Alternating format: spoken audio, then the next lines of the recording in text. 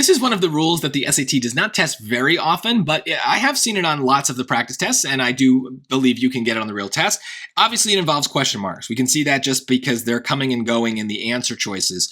So remember, a question mark is literally for a question. So if we're not asking a question, we don't need one. So let's take a look here. What's going on? Basically, we're just looking at that first sentence. Psychophysicist Howard Moskowitz was hired by a soda company to determine how much artificial sweetener do most people prefer in a diet drink. Now, I'm reading choice A, but to me that sounds terrible. It's not really a question. They're not asking anything. They're stating something, right? What was he hired to do? So I don't think I'm going to need the question mark. I think I'm going to need a period. But even with choice B, with the period, it kind of sounds like a question, right? He was hired by a soda company to determine how much artificial sweetener do most people prefer in a diet drink.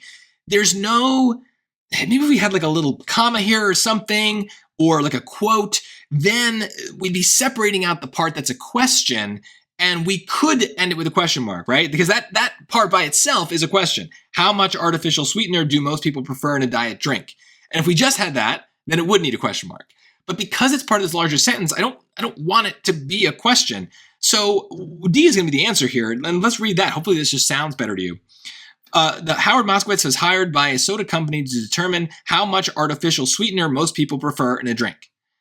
Right? Maybe in a way he is asking a question, right? That's what he's hired to do. He's going to ask people like, how much sweetener do you prefer? Here, taste this one, taste that one, whatever.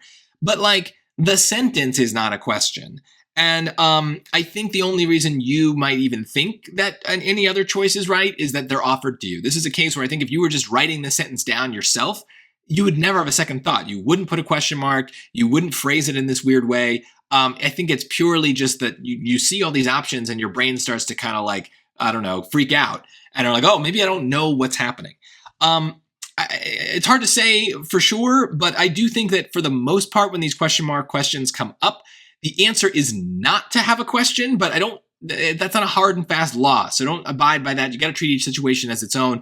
But I do feel like what they're mostly trying to do here is what I see them do with apostrophes. By putting a bunch in the answer choices, they're trying to bully you into using it when you would never have used them yourself in that situation. So just remember, don't get bullied. Just try to think about what's going on, unless it actually is a question where your voice kind of comes up at the end. How do most people, how much sweetener do most people prefer in a drink? If I was just saying that, that's a question. That's a question mark.